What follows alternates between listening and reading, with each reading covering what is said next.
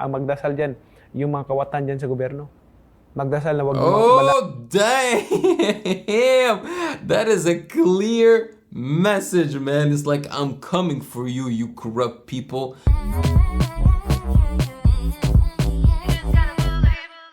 Kumusta, mabuhay? Magandang gabi yan. Maligayang pagbabalik sa Music Game News. Ako po si Ovela. I am your host, Ovela. And I reacted to the interview between Toni Gonzaga and Bongbong Marcos last week, and a lot of you enjoyed that video, and I want to thank you for interacting in the comment section below as much as you did. But I saw some people that keep telling me, oh, Ovela, you should not go into politics. Which is very funny to me because I'm definitely not trying to go into politics. I reacted to that video because one, you guys asked me to.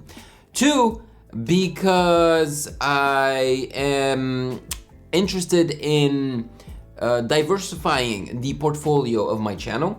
And three, because that video, you know, gives me the opportunity to learn more about the Philippines, okay?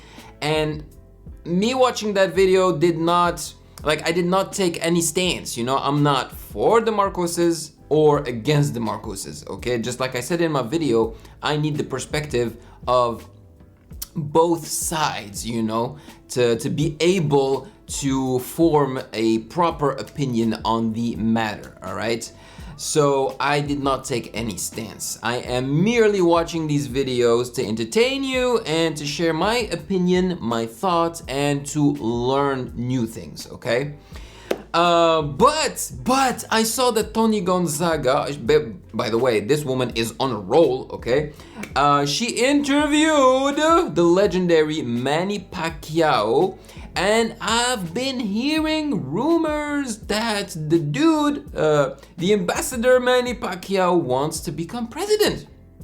He wants to run for the presidency. And the title of this video is Why Manny Pacquiao is Running for President. Yes, I really do hope that we're gonna get an answer, you know, and that it's not just a clickbait title. But knowing Toni Gonzaga and her awesome questions, I think we will get the answer to this question. But before we start, as usual, please consider following me on Instagram at Music Game News. And without further ado, let's check it out.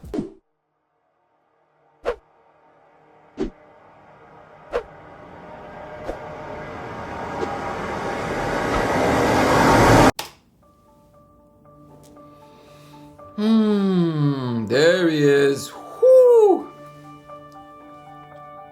Manny. He is considered as one of the greatest athletes of all time. Oh yeah. He's the only 8th division world champion in the history of boxing across 4 decades. He also became the oldest welterweight world champion in history at the age of 40. And in 2015, Forbes named him as the 2nd highest paid athlete in the world. Seriously? Who was the first one? I think I would put my money on the soccer player Cristiano Ronaldo.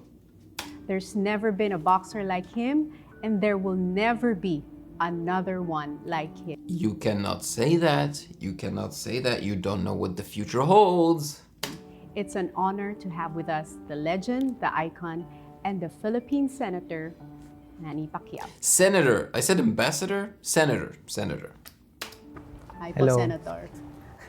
Relax kayo ngayon. Relax lang, dito lang. Kamusta po ang inyong pagbabalik sa... And man, I also react to these interviews because the team that manages her channel, you know, makes sure to have English subtitles every time they speak in Tagalog, you know, and that's so great for me, for foreigners in general. Sa Pilipinas, you just finished your 10-day quarantine. Yeah, sa Conrad. Hindi masyadong boring dahil kasama ko yung wife ko eh. Unless kung ako lang siguro, talagang... Pag pumaalis kayo ng Pilipinas and you're preparing for a fight, paano nyo po kinocondition yung sarili nyo? Kasi you wear many hats. You are a senator, you are a philanthropist. Just ano lang, hindi masyadong, kumbaga, so hindi madaling gawin. Pero just time management, tapos discipline lang talaga. Kasi, siyempre may trabaho ka sa Senate, tapos nag-i-ensayo ka, nagfo-focus ka doon sa fight mo. Tapos may pamilya ka pa, iniisip mo. So, pag sa araw, talagang wala akong ibang isipin kundi yung training ko, yung boxing ko, yung ganun. Pagdatapos ng training, yun, mag-relax ako, katawag ako sa pamilya ko, ayan, naka-relax na.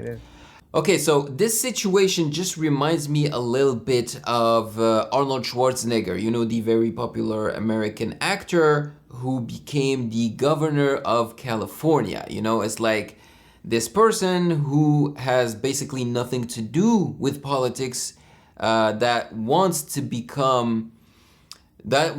involved in politics in a major way, you know, becoming the governor of wanting to become the governor of a state or the president of a country is a huge deal. You know what I mean? Another person that comes to mind is Trump, right? Because Trump, before he became president, when you think of Trump, you would not think of politics. You would think of Hollywood. You would think of riches, you know?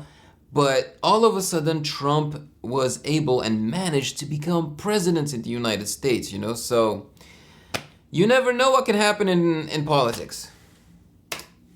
Tawag ako sa mga bata, sa Jinky. And then after that, pag-usapan ng yung sa work sa Senate, gano'n.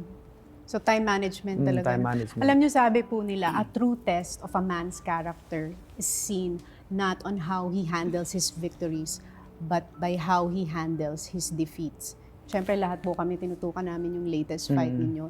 And if there's one thing na lagi naming nakikita sa inyo, is that there's always humility in victory and in defeat.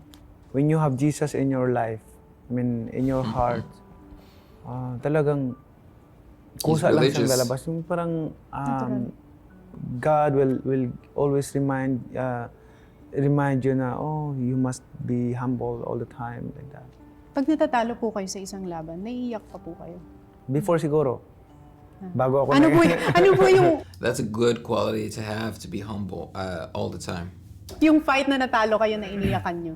Morales 1. Di ba kasi naputukan ako, tapos ang daming dugo na wala, and then na-hospital ako after ng fight. Kasi sa dami ng dugo na nawala, parang nag-blurred yung paningin ko. Then,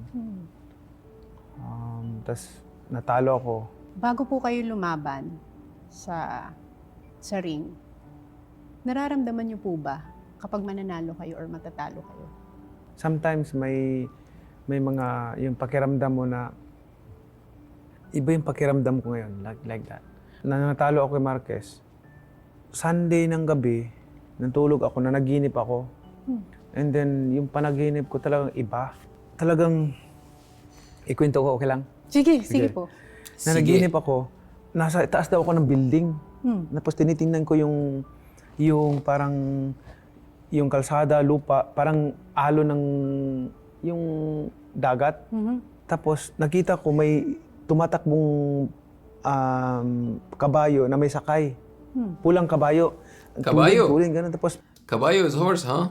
pagtingin ko doon, nakaganoon ako sa building. Tapos pagtingin ko doon, malaking hole. Parang, hindi man butas, pero parang river na dry. Tapos nakaganoon lang siya. Tapos ganoon.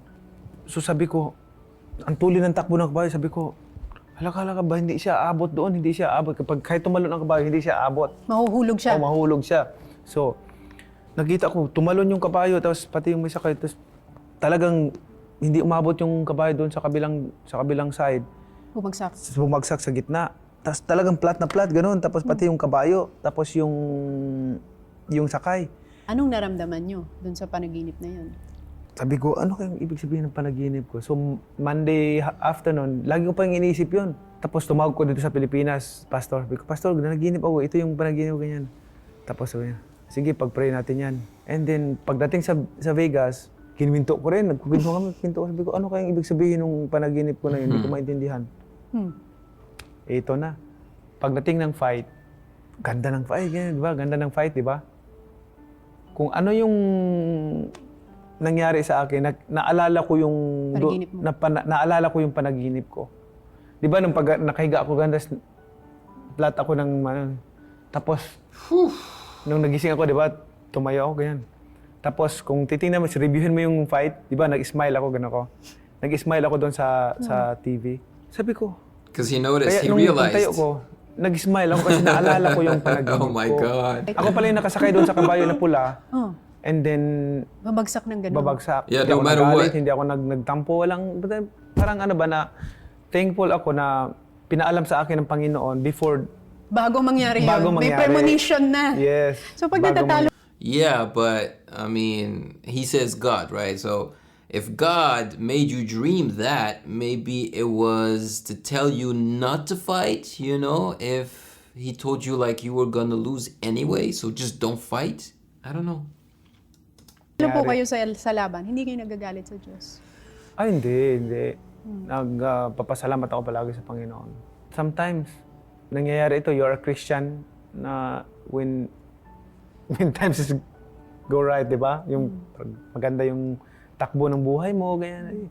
Doon nga masusubok yung pagiging tunay na Christian mo sa mga temptation, mga trials sa buhay mo. 2010 kayo naging Christian, ano? Paano po nangyari yun? Hindi, Totoo po ba yun? nasa kwarto ako noon. Wait a minute, what? He became Christian in 2010? He wasn't Christian before this? You became a Christian in 2010. What was he before? Just nothing? Kayo naging Christian. He didn't have a religion? Paano po nangyari yun?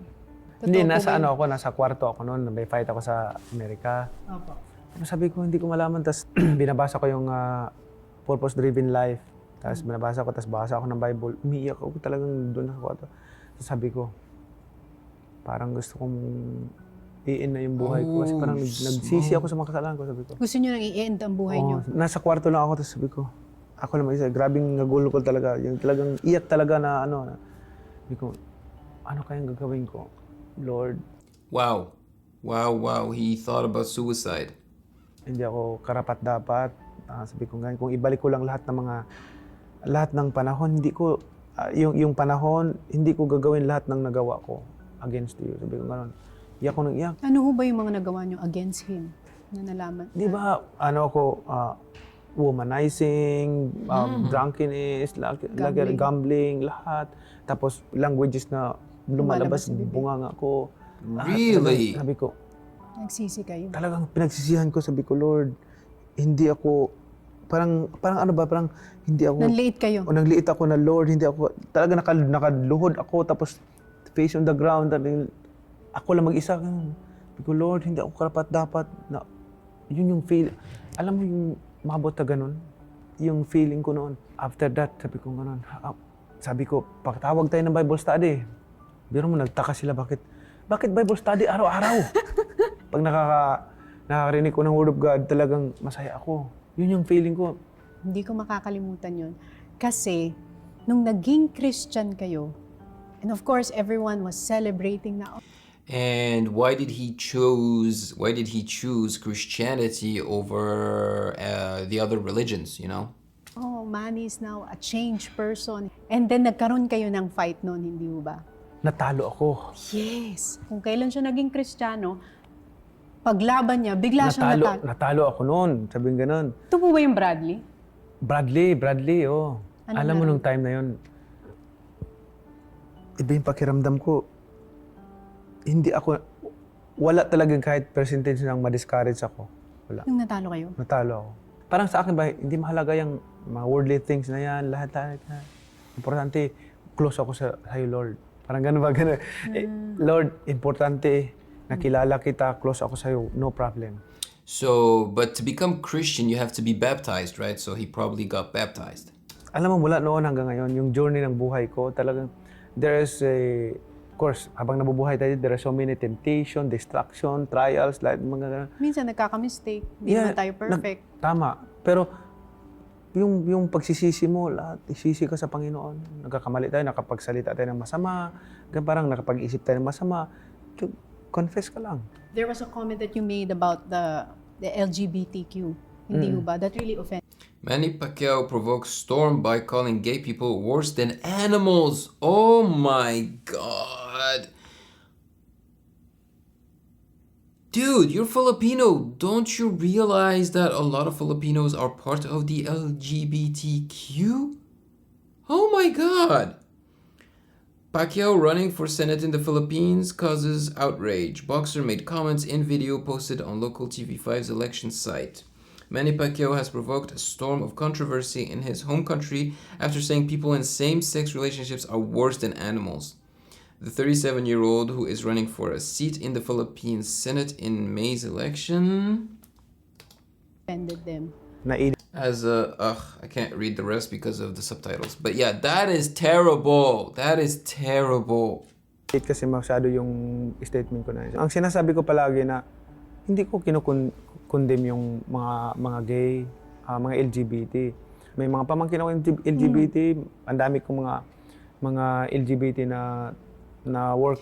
See, I don't like this argument. It's like white people, you know, who have been called racist, and the argument that they always bring out is that they put forward is, I'm not racist. I have black friends that are black or family members that are black or something like that. I don't think that's a good enough argument to basically defend yourself. You know what I mean? So this feels kind of the same to me. You have to dig deeper and explain yourself. Sa bahay ko, kahit yung mga kapatid ko, as a person, hindi mo sabihin na galit ka sa kanya, kinukundina mo. Dapat nga, who am I to judge a person, di ba? Kasi parang yung statement niyo po kasi noon, kinumpara niyo sila sa hayop. Doon po sila na-offend. Mahaba kasi yung ano na yun. Yung statement. O bakit napunta doon? Binanggit ko sa tapos ginanggit ko dito. So Mahaba parang yun. Pinagdugtong na pinaganoon. Pero naniniwala po kayo that Okay, so from what I'm understanding is that that's not what he meant to say, okay? That the news edit a lot of stuff. So if someone has that article somewhere, or if you know exactly what he meant by it, don't hesitate to tell me in the comment section. of course, God loves them also. Exactly. Lahat tayong tao. See, as an interviewer, you cannot put words in the person that you're interviewing's mouth, you know, because she said, but of course, you believe that God loves them also. You know what I mean? No, you should ask the question, you know, like, but of course, do you, or not even, but of course, just, do you believe that God loves them as well? You know, because the way she asked this question, it really feels like she is trying to nudge him in that direction. Of course, God loves them also. Exactly. Lahat tayong tao, kawangis ng Panginoon. Maganda to kasi napapaliwanag ko. Ang gusto kong sabihin is, hindi ko kinukundem sila. Actually, alam mo, mas maganda nga kaibigan, kasama, katrabaho yung mga masisipag. Masisipag at saka walang masaya. Walang magaling sila mag-isip, 'di ba? Mag-isip tapos masisipag ganyan. Iba si Manny Pacquiao pag nasa ring. Then It's weird. It's so weird how he is talking about the LGBTQ community. He is still talking to them about them as if they were not human and describing them. Oh, they're creative, they're fun, Dude, they're human beings like everybody else. It's just that they their sexual orientation is just different from yours. That's it. That's the only difference. Guys, I don't know. Is Manny Pacquiao really presidential material? I mean, I'm sure he has his strengths, right? But, wow. Okay. iba rin si Manny Pacquiao outside the ring. Tama. Siyempre, pag nasa ring ka, kailangan mong fighter ka. Alisin mo muna yung Christian. Di ako Christian dito sa ring. alisin mo muna. Naawa ka, pero you know. Bububugin mo. Kasi authorized naman yung dalawa. Sa legal sport naman. Bugbugan. Pinapayagan kang saktan mo siya. Pinapayagan ko rin siya saktan niya ako. Nagsasakitan kayo. Do you like that Manny Pacquiao in the ring? Na he's a fighter. May killer instinct. Knockout instinct. Only in the ring. Pero outside the ring, basta mga masama, Ayaw mo. fighter din tayo. Speaking of fight, you're also fighting for corruption. that's happening in Yes. our country right now. You're very passionate about it. Yan ang cancer ng bansa natin, yung corruption.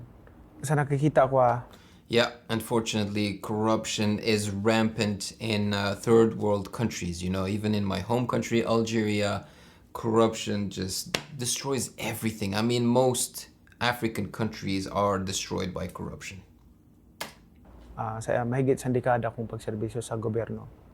Pagpatuloy na ganito, patindi pa ng patindi, hindi pa paganda ng paganda, no. Worse ng worse, palala yung sitwasyon, especially corruption. Pag ganyan palagi, maniwala ka sa akin, 10 to 20 years from now or more, lalo pa tayong maghihirap. No? Totoo yan. Ang ating gobyerno nangungutang para sa expenditure niya annually. Isipin mo lang to, ito lang. Ang gastos niyo sa bahay monthly is 100,000. Okay. Pero ang kumikita lang kayo 40,000. Ang laki ng utang. Yan ang Nangyayari ngayon. nangyayari sa bansa natin. Pero ang tanong po kasi nila, bakit ngayon nyo lang to in-expose? Bakit hindi daw last year or early on nung nakikita nyo na? Ang suspecha tuloy nila, ini-expose nyo dahil tatakbo. Yes. Okay, ganun, maganda yan. Ganun. Actually, hindi naman sa pag-insulto sa kanila, parang hindi sila updated sa na nangyayari sa ating gobyerno. Pag ganun. Kasi pag upo ko ng senator nung 2016, pag start ng trabaho ko, nag-imbestiga kaagad ako niyan ng 8 billion anomaly. 2016 pa lang po. 2016 pa lang yan. Nag-iimbestiga na kayo. Nag-iimbestiga na ako 8 billion anomaly. At hanggang umabot kami 2017, umabot pa kami sa Jinsan para mag-hearing yan. Eh bakit hindi po na-publish yun? Nandyan sa record yan ng Senate. Ngayon lang po talaga yung naging all out in the open. Hindi pa yan. Hindi, 8 billion anomaly sa Jinsan, road right of way. Ang laki-laki nun. Na-withdraw na nila yung pera. Tapos, hindi naman totoo. So, mean to say, dapat makulong lahat ng mga nagnakaw sa gobyerno. 8 billion yun eh. Pagkatapos niyan, $8 billion? nakita siguro ng mga tao na, uy, si Manny, talaga, anti-corruption. Diba, ganun. Marami nagbibigay sa akin ng mga information, ng mga ebidensya, lahat. Anong gagawin ko? Matamahitahimik ako? Ay, hindi naman ako katulad nila mga matrapong politiko eh. Nandito ako para sa bayan, hindi para sa sarili ko. Dahil gusto ko ipaglaban yung karapatan ng mga maliit na tao. Bubuwagin ko lahat yung mga korupsyon na yun hanggat nandito ako sa gobyerno. Yun nga po ang malaking katanungan ng mga tao. Actually, ng mga Pilipino. I hope he succeeds, you know, in his mission, whether as a president or as a senator, you know. Sikat na kayo, mayaman na kayo, world champion, one of the most respected athletes in the world. You put the Philippines in the map pagdating sa boxing. Bakit nyo pa raw po pinasok ang politika? Good question. Alam mo, naawa kasi ako sa mga kababayan natin. Kung hindi ako, sino? Sinong magtatanggol sa kanila? I don't know, maybe someone that you deem can handle that job, maybe better than you know, because they have more experience and all they need is a nudge from you, you know, from your pockets, if you know what I mean. Poprotekta sa kanila. Hindi ko pinagmamalaki yung sarili ko, pero yan yung nararamdaman ko eh. Kasi hindi kasi ako materialistic na tao, na pera-pera o parang hindi ako worldly, in short, hindi ako worldly person. Sabi niyo po kanina, hindi kayo materialistic, hindi kayo worldly na tao. Pero isa po sa mga binabatikos ng mga tao, not to you, but to your wife, ay yung mga material things na nakikita nila. Ano naman po yung stand niyo doon? Ang depensa ko lang naman doon is yung pera na pinaghirapan ko, hard-earned money ko, in-enjoy lang namin, in-enjoy ng asawa ko. What's Anong wrong masama with that? doon? Kumbaga sa makita naman namin, ma-enjoy sarili namin kasi biro mo, dugo at pawis ang puhunan. There is nothing wrong with enjoying your money. You worked hard for it, you're allowed to enjoy it. Tapos, hindi mo ma-enjoy, parang ano ka lang. Nasasaktan po ba kayo pag binabatikos kayo? Ay, hindi. Hindi ako, sabi ko, kasi yung wife ko, strong kami sa Word of God. Si Jinky po, pag binabatikos siya. Lagi kong sinasabi yung Winston Churchill quote, "You will never reach your destination if you stop and thrust on at every dog that barks." Naks.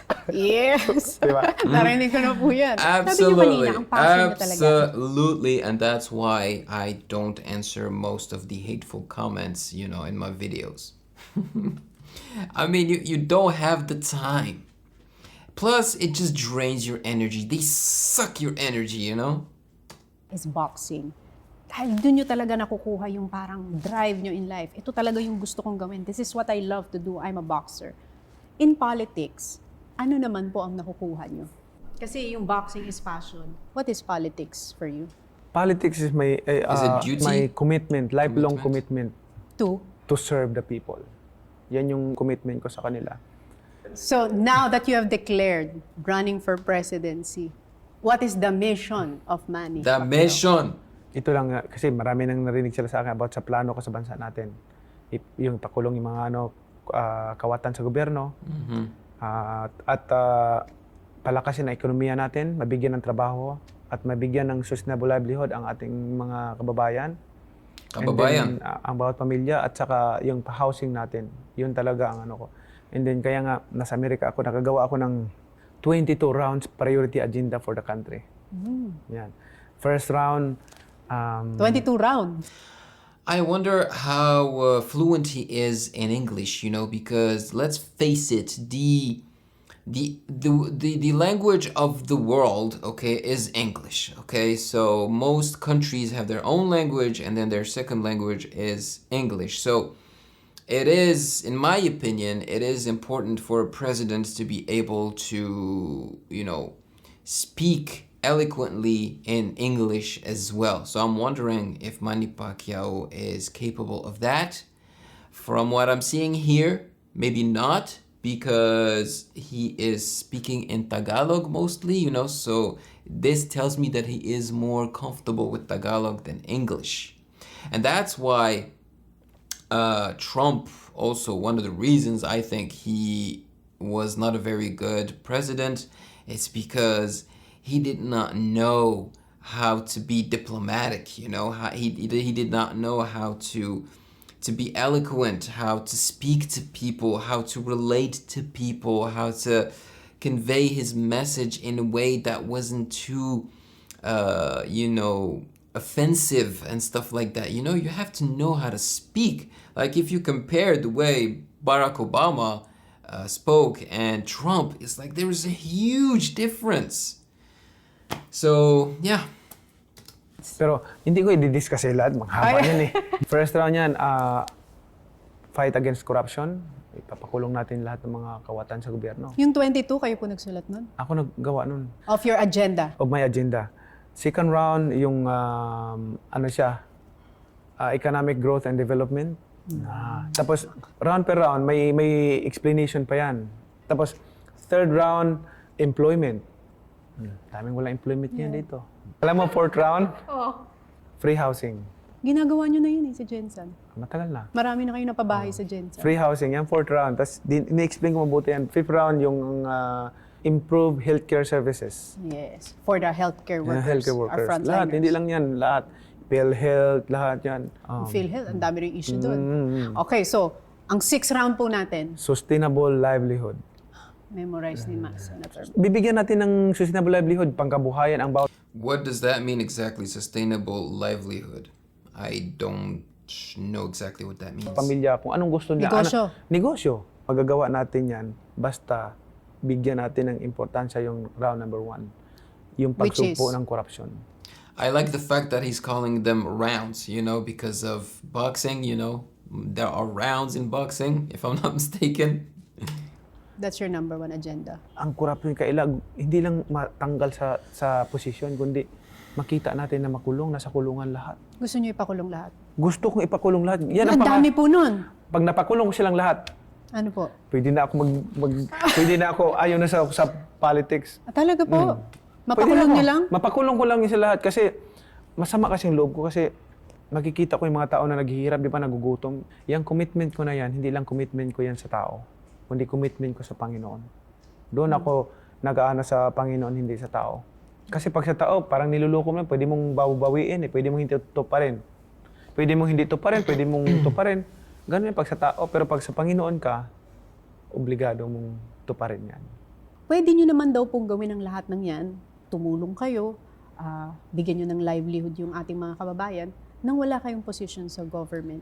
Ano po yung importance sa inyo ng position sa government? Tama. Very, very good question. That's what I was saying. You don't have to be president to be able to have an impact on the Filipino government. You know what I mean? Yan. Marami na ako nabigyan ng mga pamilya, livelihood, napag-graduate ng mga estudyante. Mula pa nung 2004, 2005, may ano na ako, na mga napag-graduate na ako hanggang ngayon. Ilang dami na nun. Kaya lang, limited lang yung, siyempre, yung heart and money ko, hindi naman ganun kalaki, di ba? Biro mo yung mahigit 1,000 pamilya na bigyan ko ng house and lot. Ako mismo nagsusurpresa doon sa kanila, bisita sa kanila. Yung That's sa beautiful. tabing ilo, ganyan, di ba? Yung marami sa probinsya yun, yung sako lang yung sapin nila, tapos ilalim sila, ganun, nakatira sila. Bubisitahin ko sila doon, kukunin yung pangalan, tapos dalhin ko doon sa Pacman Village ko. Very Matutuwa nice. sila. Sa Jensen po yun. Jensan and Sarangani. So yun po yung nagawa nyo sa Jensen. Na ang dream nyo magawa nyo sa buong Pilipinas? Kayang-kaya, sobra-sobra pa. In-estimate ko nga, sabi ko, in 3 to 4 years, mabigyan ko lang. Pero sinabi ko lang, 4 to 5 years, para hindi ako maging sinungaling. Di ba? Ang dami nga po nagtatanong bakit ginagawa pa ni Senator Manny ang lahat ng to for the Filipinos? When in reality, pwede naman daw po kayo mag-relax. I-enjoy nyo na lang yung pera ninyo, yung na-achieve ninyo sa buhay. Tapos, you go into politics and then you receive all these criticisms. Ako kasi, doon ako sa tama. Ayaw kong maging trapo politician na, kasi kakampi ko to. Pagtakpan lang na, kahit maraming korupsyon, isabihin ko lang, walang korupsyon. Hindi ako ganun eh. Kakampi tayo, magkasama tayo. Support ako sa lahat ng mga programa. Pero pagdating sa I mean, most corruption happens because of money, right? Like a corrupt politician becomes corrupted probably because he wants to put some money on the side for himself, right? But in Manny Pacquiao's case, the dude is already very rich, so he has no incentive to be corrupt, you know? That's what I think. tama, pasensyahan tayo. Tama yung sinabi mo na, bakit ko pa kailangang pumasok sa politika? Di ba? Yung mahigit 1,000 pamilya na binigyan ko ng house and lot, kung kwentahin mo yung nagastos doon, siguro, kung kwentahin mo yung nagastos ko doon, magkano kaya yung nagastos ko doon na mahigit 1,000 pamilya? Billion? Billion ang nagastos ko. Pero kung isipin ko lang sarili ko, bakit mo gagastusin sa mga tao yun? Di ba? Pwede mo enjoy. Pwede ko nang i-enjoy sa pamilya ko, ganyan. Pasyal-pasyal ako, ganyan. Di ba? Pwede ko nang i-ano eh. Pero hindi. Totoo ang sinasabi ko na kailangan kong balikan ang mga kasama kung saan ako nanggaling, tulungan sila. So the number one problem in the country is, Poverty. the reason why there's poverty is because there is. Massive corruption. So you I don't think it's just corruption. I think it's because also maybe Filipinos have too many kids, you know, because there are a lot of Filipinos in the world. It just means that basically they can't keep it in their pants. You know what I mean? Like if you don't have the means to support your children, you know, and family members, don't have kids. Take care of yourself first, because you have to take care of yourself in order to be able to take care of somebody else. Okay? Because if you're not whole, how are you going to be able to help somebody else? Okay? You can't. So, yeah, corruption is a good, legitimate reason, but I also think there are other reasons why there is rampant poverty in the Philippines. Okay? Because there are too many Filipinos, and the resources that are given to the populations are just not enough to sustain everyone, you know? Yun po talaga yung pinaglalaban nyo ngayon. Pinaglalaban ko, yan lang. Paano po yung tinitira nila sa inyo? Na you're always absent sa Senate. Kayo daw po ang may pinakamaraming Perfect absent. attendance nga ako eh. Nag-attendance kayo. Marami ang absent sa Congress nung araw, nung congressman pa lang ako. Pero iba na dito sa Senate. So yung sinasabi po nila sa inyo na lagi kayong absent, hindi po totoo yun. Nagtatrabaho ako sa distrito ko. Kaya marami akong nabigyan ng mga babahay nung time na yun. He did not really answer the question. He tried to, like, you know, in French we use the term esquiver. It means basically duck the question. You know what I mean? Dodge the question. There you go. Kung sakaling manalo po kayo bilang presidente ng Pilipinas, paano po yung boxing career niyo? Magba-boxing pa rin po ba kayo? Boxing career ko, tapos na yung boxing career ko. Pag nanalo kayo? Really? Tapos That's na. Kasi It's over already? tagal na rin ako sa pagbo-boxing at yung pamilya ko, lagi nagsasabi, tama na. Nagtuloy-tuloy lang ako kasi passionate ako dito sa sport na to. Magsusupport na lang ako ng mga boxingero para magkaroon tayo ng champion ulit. Ang pagiging Manny Pacquiao, hindi mo pwede sabihin, ito, next Manny Pacquiao. Ang Manny Pacquiao, hindi sa kanyang sarili, kundi ang Panginoon nagbigay ng blessings. When I started boxing, sino makakala na, sige, i-rewind natin lahat yung na-accomplish ko, di ba? Yes. Bata, nagtitinda ng pandesal, gano'n. Sabihin ko Wow, sa'yo, look at him. Magiging world magiging champion. world champion ako, makilala ako sa buong mundo, maging 8 division. Ano tingin mo? Ay, imposible naman yata yan. Sabihin ng mga nakarinig, ay, hindi, posible naman yan. Tapos, alam mo, sabihin ko sa mga tao, kaya ko yan. Kaya ko maging 8 different division, mag-champion sa buong mundo, bata lang ako ganyan. Ganyan. Di ba? Sabihin siguro natin, anong isipin natin? Sige, anong isipin natin? Hindi ka maniwala.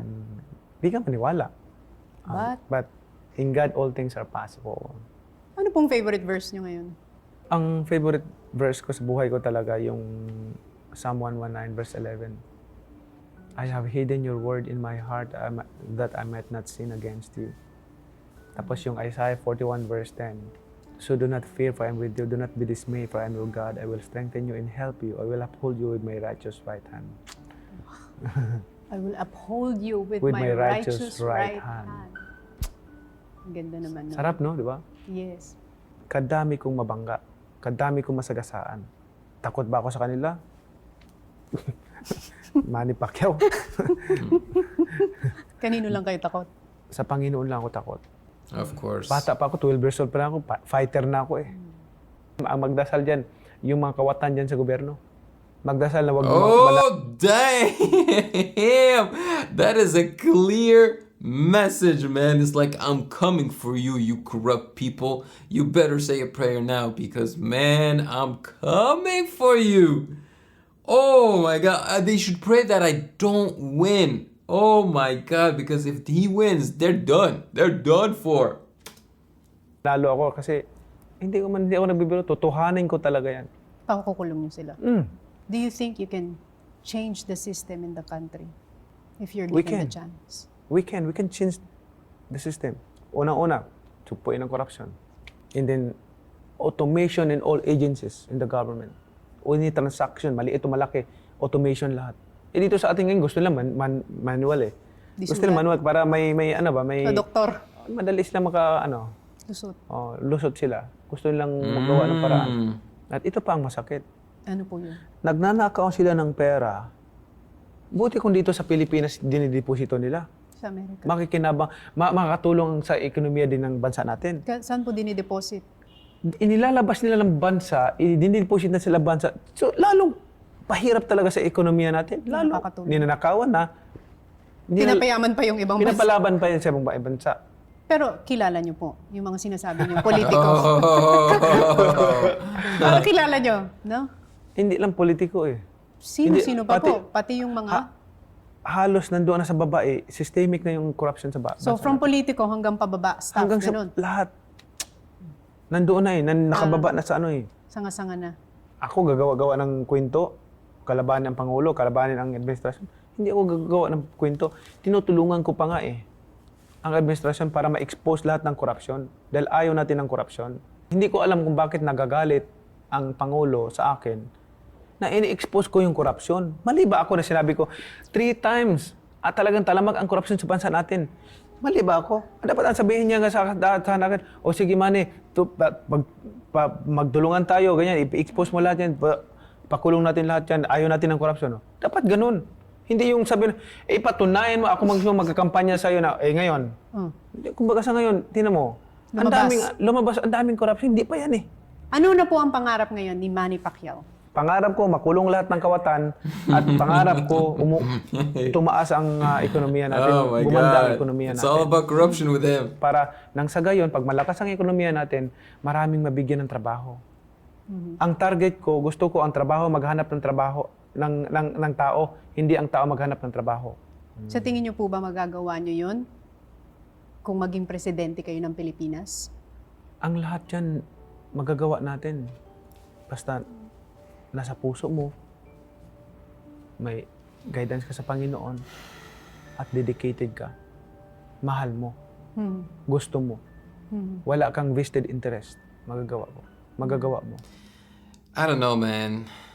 People who think that religion and God can help them and everything, I know it's coming from a good place, but history just shows us that religion also divides a lot, and that religion asks people for money, you know? I don't know, man.